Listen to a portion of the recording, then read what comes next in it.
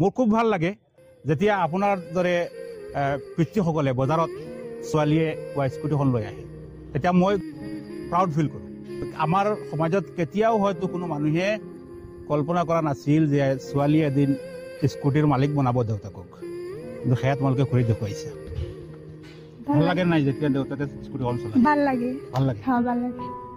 বহুত ডাঙৰ এটা এক্সিভমেণ্ট। আৰু আমাৰ ল'ৰা ছোৱালীয়ে কষ্ট কৰিছে, পৰিশ্ৰম কৰিছে, কঠোৰ অধ্যৱসায় কৰিছে, যাৰ কাৰণে এইটো হৈছে।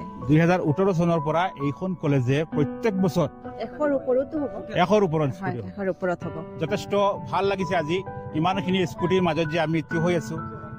আমাৰ আমবাৰীৰ ছাত্ৰ ছাত্ৰীখিনি এক্সিভ কৰিছে বা এইখিনি পাইছে।